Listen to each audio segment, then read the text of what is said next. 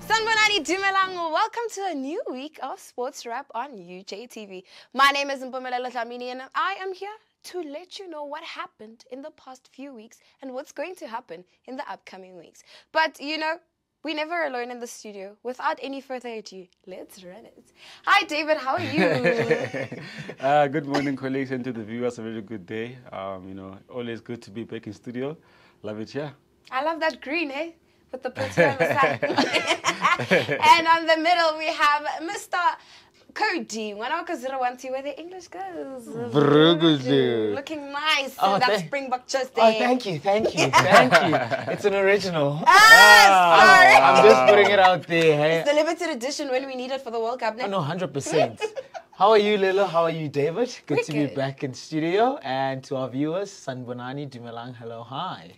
And I want to know, before we jump into why we're wearing green today, highlights of the week. It's been a lot going on. A lot. David, I know, you know what, every night I look at David's status on WhatsApp and it's like I don't have to watch. I just watch his snaps. But my highlight of the week, and it's something that I never thought I'd actually be watching. But Paul Vault, if I said it right. Yeah. Sounds about right. It sounds about right, right? And my highlight of the week has to be the world record holder in, they call him Mondo, but it's Amand Duplantis. I think, you know, breaking your own record 7 times, that's just brilliant. So him going to the Olympics and then being the final one, and you know, he's so dramatic, you know, it makes it all fun. It's a stage for you, you know, enjoy it, and he definitely did enjoy that. So, you know, breaking the record again, his own record, by the way, that he set just this year. So it was just brilliant. So my highlight of the week has to be him. Mondo, aye, we are Shisa boy. And David? Yeah, look, before I jump into mine, I think what's to add on to Cody was so interesting that I was also watching, you know, Paul Vault for some reason. And before the final jump, if they do jump, you know, in the stands, the fans were holding play cards written 6.25. Yes. You know, and I believe his previous height was, I think, 6.24 or something. 6.24, yes. Because, and they were saying 6.24, 6.25. Then the first 2 attempts, I think he got it wrong. The final one, he got it right. Yeah. And then I saw in the news, I think, you know, in the week, that he actually beat his own record by 72 centimeters. Anyways, I will definitely also ride with the Olympics, you know, for my highlight of the month.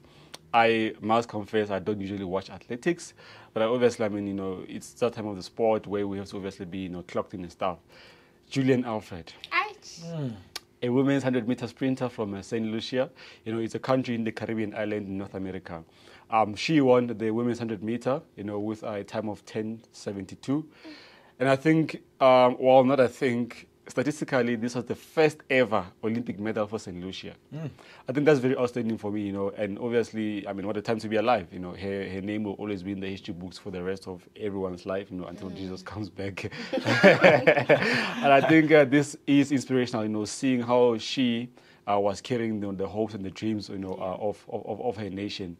I think, obviously, for me, it says the next child that is watching the Olympics, who is going to compete at any level upcoming, has a reason to believe that they can and that they are capable, you know, obviously coming from a small nation or coming from wherever you are, where you think you are under-resourced or you're not able to, because that's usually what the media does. They will portray particular nations in the top lifter, and you know, but you know, for I didn't even know about St. Lucia before the Olympics, but you know, records like this being broken and achievements like this forced me to go backwards and actually do research and find out, and now I'm being schooled about something that was never even known before. Yeah, man. So I think, you know, Julian Alfred is definitely my highlight of the month, probably for the whole year. I mean, to win a gold medal, first ever for your nation, you're a hero.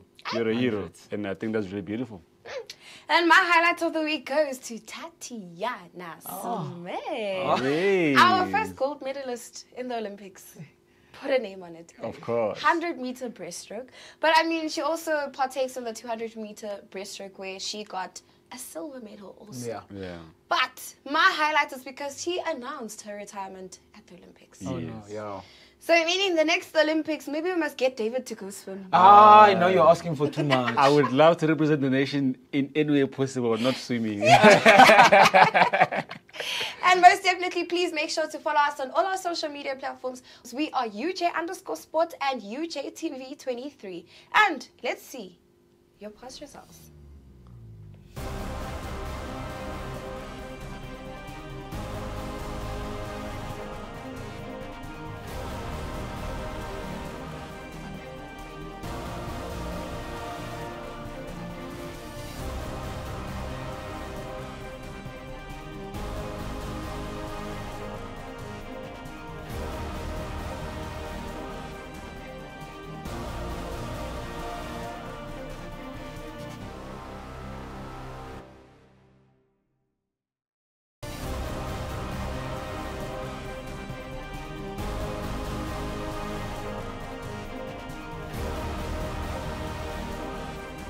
Well, this year we went to the women's varsity football and we made it to the semi-finals, but unfortunately, due to that red army, once again, penalty shootout. Is it an army, that thing? It's coming strong, eh? Year in, year out, they catch us there by the penalties. You guys sound like beta losers. Oh, No, I mean, the girls have put out a good performance.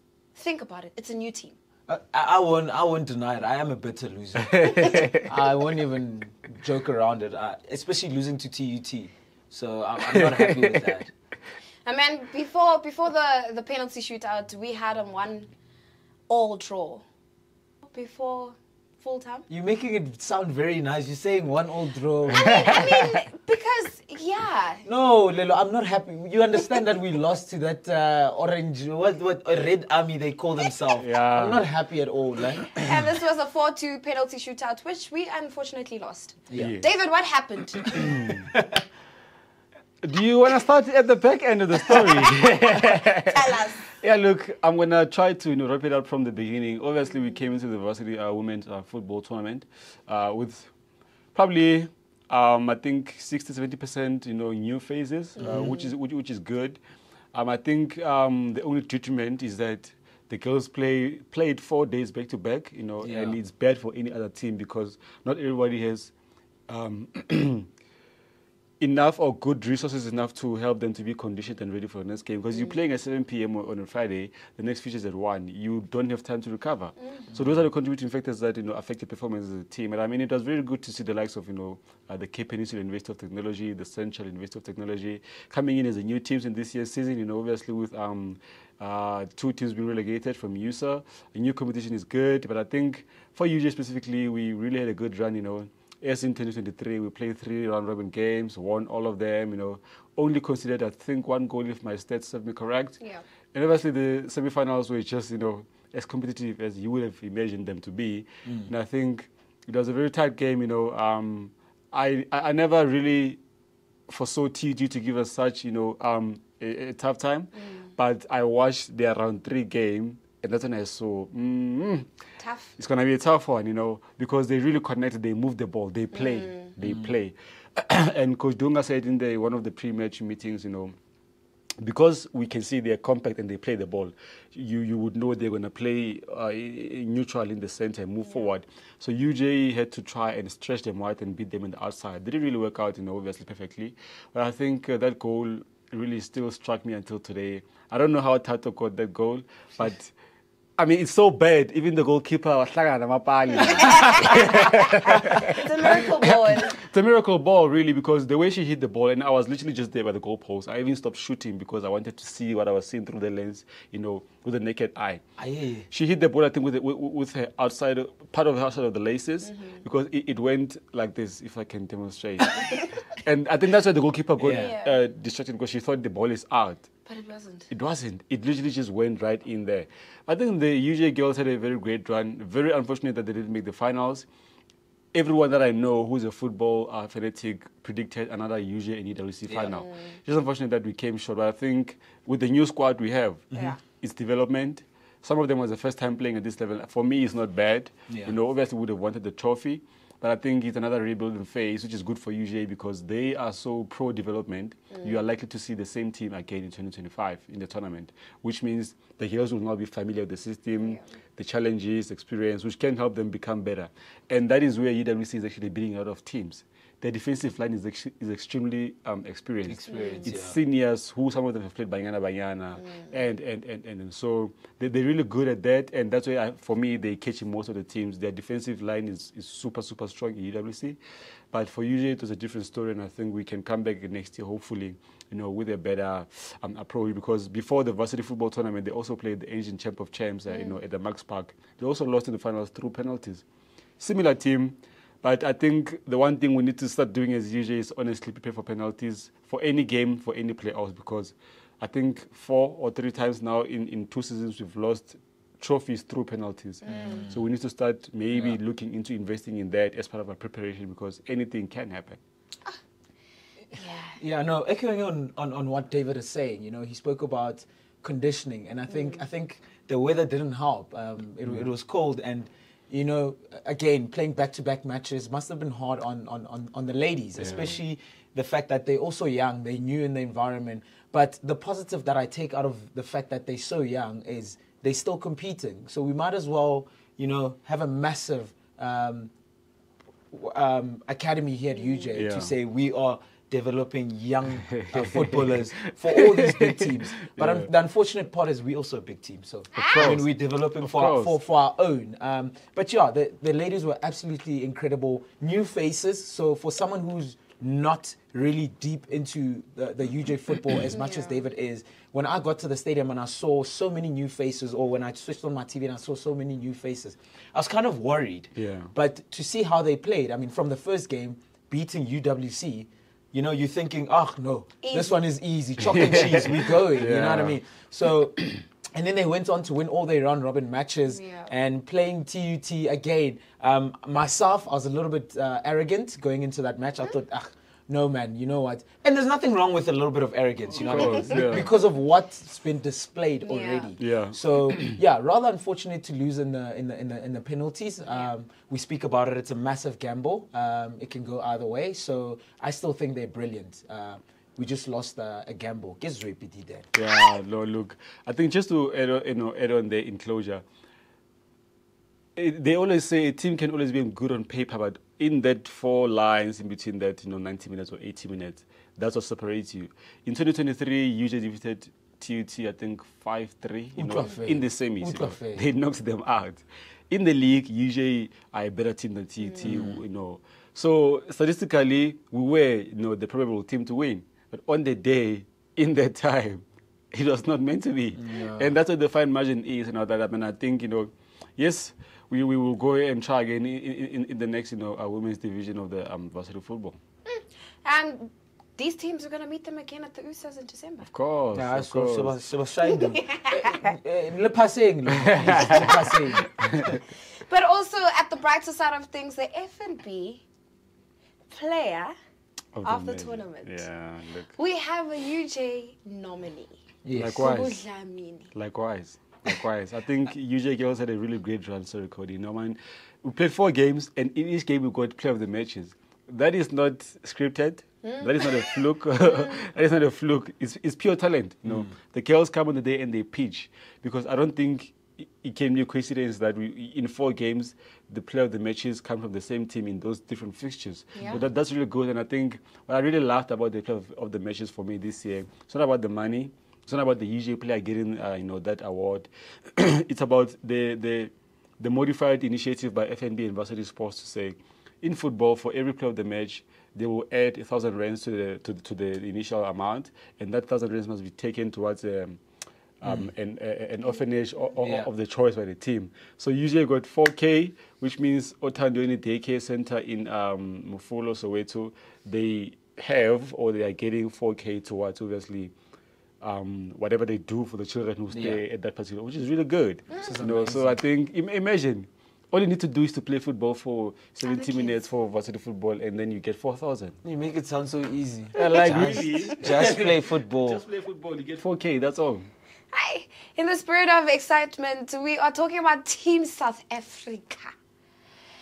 Hi, it's a tough Olympic year for us. I mean, currently speaking, we're sitting at number 34 with 4 medals. 1 gold, 1 silver, 2 bronze. You know, I think at this point, I'm really appreciative of whatever we've received. We've always been dominant in the pool to a certain degree. Yes, we're not the best, but we do produce some A-grade Olympians, you know, or swimmers rather. So to get 4 medals in the pool, I'm happy. I expected 6 maybe because the target is 10 from what I hear. The target is 10, so it's been tough on the track so far. But you know, to the swimmers who actually put in something in the piggy bank, those 4 medals, we'll take them. It's good. We're moving forward. Just again, if we can, I don't know what we can do better. I know Coach Roger is watching this. Coach Hulk Hogan. Let's cook up something here. I know we have the right athletes here at UJ. Let's cook up something. We want to see more, but if they can come back with medals, even if it's a bronze, a medal is a medal. Legit, it counts. It counts. Yeah, look, I think we've said earlier, you know, obviously that the Olympics are bigger than what they seem to be, and everyone should be watching the Olympics right now. If you're not watching Olympics, what are you doing? I'm really worried about you. You know, I'm really worried about you. I think it was really shocking for me to see how actually everyone was looking forward to athletics. You know, yes, South Africa are quite strong in swimming. You know, obviously we got a bronze in rugby sevens. I see that everybody's forgetting about it now already. We got a bronze in rugby sevens. Also, we had a really, really tough competition there. You know, the Blitzburg were the last to qualify 6 weeks before the Olympics. You know, they just won games by margins, you know. Scraping around, you know. It's like, it's our face. And I think, you know, we really had a Team SA. We've had a tough challenge in the athletics, as you say. You know, we haven't really things been going on our way. We've either qualified through the repechage or we've been coming forth. And so it's all the small margins. It's the challenge as well when you, as an athlete, you've been dominant at provincial, national, and and continental level. You get to a world stage. Maybe people forget that you're competing against the best in the world. You know, it's a whole different stage because I look at the likes of Jacobs from Italy. I think in Budapest he was in the top 3. You know, with the 100 meters, and then you come to Olympics, he was number 5 in the 100 meters, almost nowhere to be seen, such that they were not even speaking about him, you know, as the commentary team. That's how tough competition is and healthy up there at the Olympics. You know, you look at the likes of, Charles Leclerc, who obviously, went, all the way. And unfortunately also fell short here and there. And I saw his post, after the competition. Obviously, after competing, he's supposed to come back, and then he said he's staying in France to support the rest of Team SA. But the standing point for me was that he said he actually had an injury a few weeks before the Olympics. Medically, he was supposed to not compete, but he forced it. And obviously, I think with the help of the medical team, they managed to minimize the risk of competing with an injury. And, him finishing where he finished with an injury, as we know now, I think it's still good enough for me. Unfortunately, he didn't get the medal as he would have wished. And I think he probably was one of the athletes who would have, hung his swimming skills. I was waiting for you to say boots. I was waiting for you to say boots. I almost said boots or hands or like that. That sounds wrong. I think he was probably one of the athletes who was going to retire after this Olympics, but I think he's in the late 20s, right? Yes. Yeah, so I think he's going to try go one more time. You want to live on a good note like Mrs. Smith he has done. I think generally, I have learned a lot through the Olympics, and more what I've seen is how there's a backstory to each competition and to each achievement of the athlete, and that's what it's all about. Going back to actually learn about where this whole thing comes from, because besides the medals, there's a reason why those guys are there. You build friendships, you build networks, you build relations, and so I think it's been really great, and obviously we will be watching further to see how the Olympics come to an end at the end of the day. I've also learned a lot from your statuses, David. Yeah, look, I have to try to be consistent. I'm a sports fan, and I try to obviously keep updated. People always ask me, for example, varsity football, UJ is not there. They ask me, why are you still watching varsity disc if your team is not there? Like, that's why you're getting it wrong. I'm a sports person, not a team person. Right? But yeah. And to correct myself earlier, I said we are 34th. We are ranked number 34. We are ranked number 31. Okay, Sizok Shy. But I mean, you have the likes of Akani Simbini with a national record. Yeah. You know what? Again, just to jump onto what you're saying about Akani, and this is a story that most South Africans would know. You know, he's always been at the top level, but just never podium place. Yeah. But I think we must shy away from just that podium place and back on what David said earlier in terms of competing with the rest of the world. True. I think we should be proud of Akani as a whole country. You know, every year in and year out, we have Akani, and the commentary team speaks so highly of him. Yeah. So it's not like you just have a South African flag there to say, and nobody's there. We say we have the great Akani Simbini representing the Republic of South Africa. So a little bit more recognition for him. A fourth position in this year's Olympics. I think great achievement, like you said, national record. We're breaking small barriers, and from there we can only get better. So yeah, big ups to him. Rather unfortunate that he didn't get that medal. I know a couple of people on that X Platform. They're saying, you know, he just relaxed. He wasn't hungry for it. But trust me, the work that goes in behind scenes for him to be even there is bigger than we can all ever imagine. I mean, also the likes of our own student athletes at the Olympics. Blythe Pillay, you know, your the gymnast, Caitlin. Excuse me. It was really unfortunate for Caitlin to get injured, you know, in round one of the competition. And obviously, medically, she was rolled out of the rest of the tournament. Another fact that's good for me, what I've seen, is how young the athletes are. Yeah. So obviously it counts in their favor because in 2028 in Los Angeles, you know, they can still compete, you know, and redeem themselves. But I thought I would have loved to see Caitlin really, you know, go out there and actually achieve something. But yeah, I mean, we're here now. You know, Blythe Pillay also didn't really have the best of the outings out there, you know. He did manage to get in, obviously, to the final stages, but still, performance-wise, wasn't good enough. Competing at the national level, you know, you competing against guys who are best in their countries, who are best in their continent, and then when it comes to the world, it's almost like the dream team, you know. Yeah. You've got 8 guys running in a race, coming from all over the world. You know, how best can you be? You know, you speak about Akani, who ran in 9.82. In the 100-meter final, and he didn't still get the podium. How do you run 9 seconds and you don't make top 4 to top 3? That is really crazy. Yeah. So it means the fastest man living now in that particular category he's running less, you know. And someone pulled up a stat from the previous competitions where the previous Jamaican, what's his name? Usain Bolt, you know, he ran the same race in 9:50. So, I mean, it's crazy. 9:80 is not good enough. Someone ran it in 9:50 or 9:81 because I think Lyle,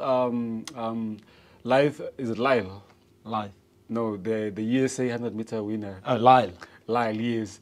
He won the race by, is it 0.15 seconds? Yeah. Something like that. You know, for the way he celebrates it, but a win is a win, eh? So you see, it's just the small margins that actually get you over to victory. And those can come back and be life principles as well. I think Team SA very unfortunate, you know, in a nutshell. We didn't get where we wanted to be with all our competitions. All our athletes literally were just, you know, one position away from making it.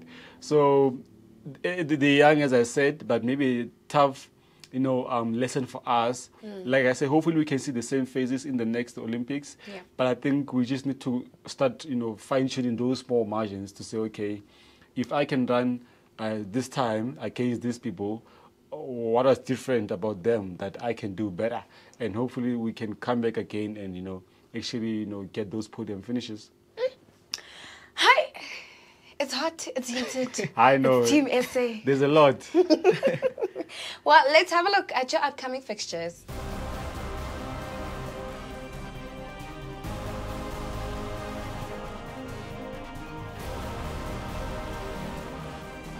All right, let's take a look at what's coming up in the world of sports.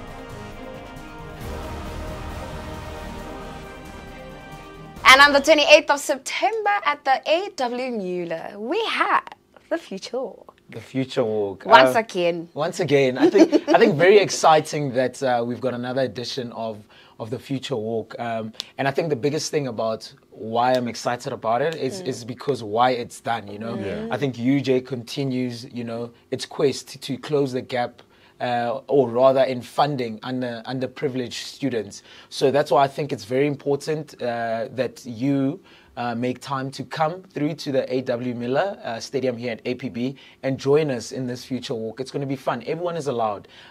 Bring your mother, bring your grandma, bring your dog, bring your chomi, bring your side sticky, anything.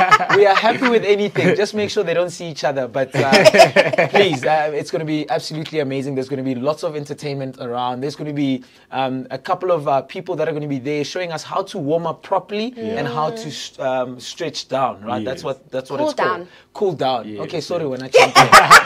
least. How to cool down and all of that. So I think it's very important. I think it's also just life skills, knowing how to take care of your body. True. And that's some of the things that are going to be happening at this Future Walk. So it's not just walking up a hill and coming back down. There's just going to be a lot happening. Entertainment, lots of fun, and networking opportunity. Legit. We know that, you know, there's kids back at home that want to get into the environment. So maybe, you don't know, you bump into someone who can advise you the right way. Yeah. So that's how I look at it, and I think that's how everyone else should look at it. It's going to be absolutely amazing. And it's the beginning of summer, hey? Hi. So... Yeah. everything. Hey? The pressure. And David, where can we purchase our tickets, The maybe? pressure is getting worse and worse. Look, spot on, Cody. You know, couldn't have said it better. I think. I mean, to Aaron, you can compete. Obviously, you know, participate. You can participate for as little as 50 rands. You know, at the moment, tickets are going, you know, from 50, you know, 180 and 150 rands. That is the highest price. Yeah. Surely, even if you save 10 rands every week, by the time the day comes, you can still participate. At the moment, tickets are being sold online, you know, via the UJ Sport app. So you can simply go to your, you know, the two platforms, you know, where you usually download apps and just, you know, search UJ Sport. We should be able to pick up the app, or you can go onto the UJ Sport social media platforms, it being Twitter, Facebook, or Instagram, and just, you know, follow the links attached to the post about the Future Walk, and happy days. I mean, if you feel like it's too much admin for you, slide into the DMs. There's someone who will guide you and assist you there. And I mean, we're happy to always help, but definitely looking forward to another installment of the Future Walk. As you've alluded, the funds are not for us. Yes. They're for the students of the institution, and obviously to try, you know, obviously become, to help, you know, obviously contributing to the community of the academics. But yeah, really looking forward to it. I'll be there as always. Just not sure. Just not sure if I'll be. I'm not sure if I'll be competing or just waking. or just waking. But the fact is, I'm there, and Yeah. I think I am counted in the numbers. Yeah. So you bought your ticket? Not yet. Not yet. I'm looking forward to seeing you and you there. Most definitely. And in the spirit of Women's Month and Women's Day, what is your crush of the week? Oh. Don't be biased, man. No, but also, you know, before I actually realized that today we are celebrating Women's Day. Yeah. I thought about it last night, and I'm like, who's my crush? And I thought, who better to pick than, you know, a true definition of student athlete, and that is Gabriella Thomas from the United States. She's still a student. Well, not necessarily still a student, but okay. she's a Harvard, alumni studying medicine. And she's that young, okay. You know what I mean? And I'm like, listen, she went to Harvard, masters in public health. That's massive. The fact that she got into Harvard, let's just start there. You know what I mean? And The brains. and then from there to say, medical field. Yeah. And then to go to the Olympics and clean up everyone in the 200 meters. Yeah. It's absolutely amazing. But also the reason why I say she's my crush of the week is reading about her recently and also listening to the commentary team speak about her. You know, she gives so much back to the community. Every single day after training, apparently she goes and offers her time in helping out, whether it's an orphanage, whether it's a house where they need help, but she does that every day without failure.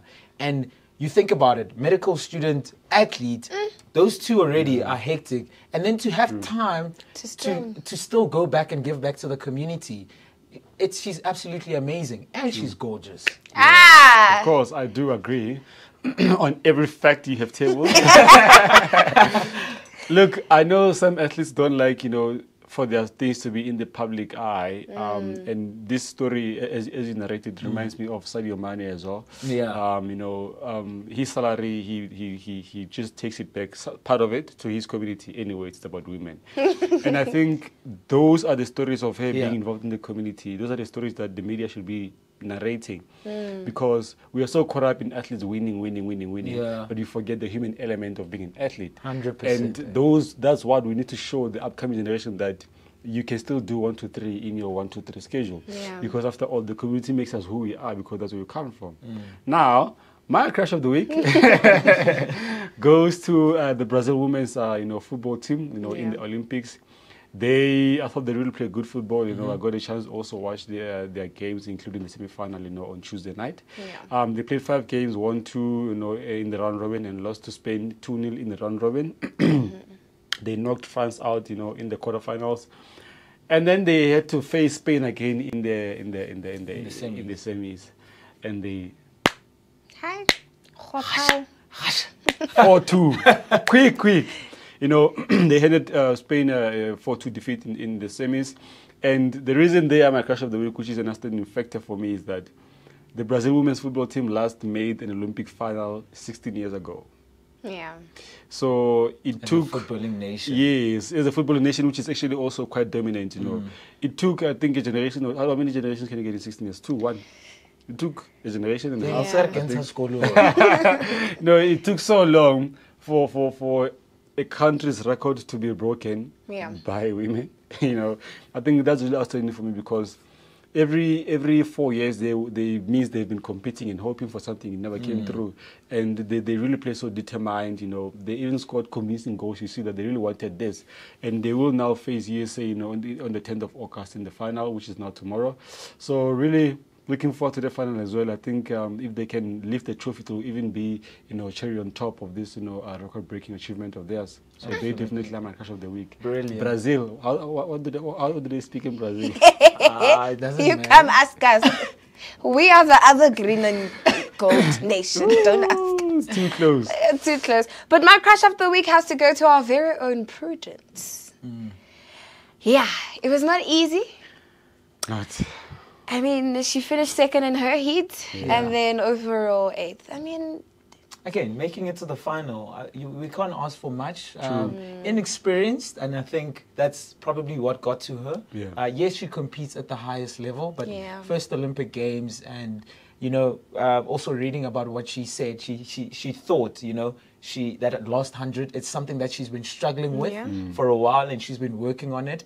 And from here, she made the final, which means she's capable. Yeah. So now, LA 2028. Yes. I don't want to say we're expecting a better result, but we are hoping for a much better result from Prudence. True. most definitely Prudence Sukhodisi goes there. But also, I just wanted to highlight on our side that, as I just remember about it, she had an interview after finishing her heat, and she said, I don't have any words to say. Yeah. But she kept on speaking. That's when she was so excited. She couldn't also believe that she finished second. Yeah. But I mean, hard work of an athlete. Of course, we've said, the athletes this year, they for some reason just so young. I think in one of the men's heats, the oldest person was 25 years old in that particular event at that time. So you're getting athletes who are 21, 22, 23. So I mean, the future is super bright. But I know she said as well that switching from the outside lane into the inside, Yeah. you know, also affected the performance. And like I said, what I noticed, that last bend for RSA athletes has just been a challenge for us. The 100-meter, you know, Yeah, that finishing last off 100. is really something that our athletes need to work on. But I think besides that, there's just a lot to look forward to. And I mean, remembering that also today and tomorrow, the University of Johannesburg Rugby Club is hosting the Imbokoto Rugby Sevens tournament, which is annual. So definitely watching us right now, we are on the field, you know, celebrating Women's Day, you know, in style. Because I think what's really brilliant is that you get the under 16, 18 and the seniors categories. And some of the under 16 and 18 players, which are high scholars, are actually now at UJ playing senior rugby. They've played Varsity Cup, they've played USA, they've traveled to Uganda. So it's not about celebrating Women's Day only, but it's also about building creating opportunities for these young athletes, and also creating a pipeline from high school into university, which also builds into provincial, because some of them are playing provincial level and they come from the same tournament, you know. So I think if definitely you have time, please join us at the UJ West Sport today and tomorrow, you know, and just let's come celebrate women together in style. Surely, entrance is free, you know, but we are running a pet drive, so try not to come empty-handed, you know, wasn't something, because we are giving these things to the high scholars, you know. That's also our part of giving back to the community with this tournament. So it's not about playing rugby only, but we are definitely giving back to the community one way or the other. So hoping to see you there. Aye, most definitely. And we would like to thank all our viewers for joining us into today's episode. And in the spirit of the Women's Month, we are inviting you to the Imbokoto Women's Sevens tournament that takes place at the UJ West Sport. The dates are the 9th and the 10th of August. Be sure to be there to watch some exciting rugby. My name is Mpumelelo Dlamini. Please make sure to follow us on all our social media platforms. We are UJ_sport as well as UJTV 23. In the spirit of Women's Day and Women's Month, City. Goodbye.